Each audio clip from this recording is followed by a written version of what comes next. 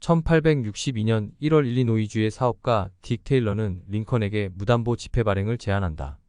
그린백이라 불리는 법정화폐는 금속화폐로 담보를 잡지 않아도 20년간 5%의 금리로 쓸 수 있다.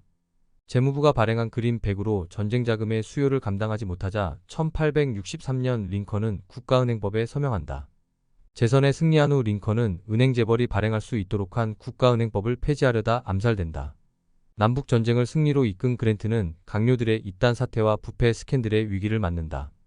금광을 장악한 금융재벌은 은광의 채취량 증가로 패권적 지위가 흔들리자 1873년 은하의 유통을 금지하는 화폐주조법을 통과시킨다. 1873년의 범죄라 불리는 화폐주조법은 은광업자와 은본이제 지지자들로부터 강한 반발을 초래한다. 은밀한 법안의 통과로 은하주조가 사실상 중단되자 소수의 금본이제 지지자들과 금융 엘리트들은 부당한 이익을 얻는다. 금화가 유일한 기축 금속 화폐가 됨에 따라 국제금융재벌은 화폐 공급량에 대한 절대적 통제력을 갖춘다. 국제금융재벌은 긴축법안에 이어 화폐주조법으로 미국을 경제 대불황에 몰아넣는다. 미국 정부가 국채를 발행하자 로스차일드가는 1874년 가을 뉴욕의 유대계 은행 가문인 요제프 셀리그먼과 협력하여 5,500만 달러의 국채를 사들인다. 이후 모건그룹과 뉴욕 제1국민은행도 2,500만 달러의 미국 국채를 인수하는데 로스차일드가는 이 중 55%를 재인수한다. 1877년까지 로스차일드가가 뉴욕 월스트리트 은행 가문들과 함께 인수한 국채는 총 2억 6,700만 달러에 이른다. 금융 재벌들은 채권의 인수와 재인수를 통해 리스크 분산을 하고 회수한 자금으로 포트폴리오를 다변화하여 재정적 이익을 얻는다. 로스차일드가와 뉴욕 은행가들의 미국 국채 인수로 시장이 안정을 찾지만 기본적인 경기 침체 상황은 여전히 남는다. 그랜트 행정부는 그린백을 금으로 교환하게 한 재정개혁법을 1875년 통과시킨다.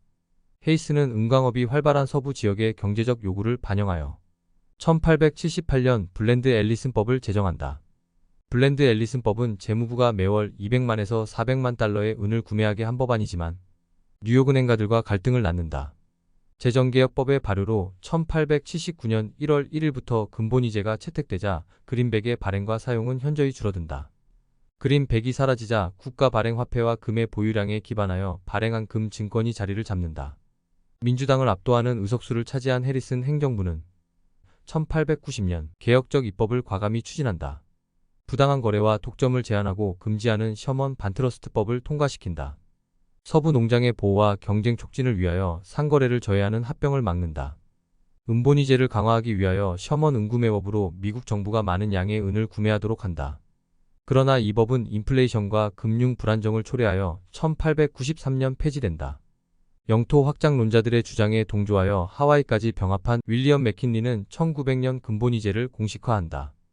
프랭크 바움은 오지의 마법사에서 1890년대 은본위제와 금본위제 사이의 정치적 갈등을 다룬 바 있다. 1968년 은증서 교환의 중단과 1971년 닉슨의 불태환 쇼크로 은본위제는 완전히 사라진다. 닉슨은 국제수지의 적자 속에 달러 가치가 떨어지자 금과 귀금속의 교환 창구를 폐쇄해버린다.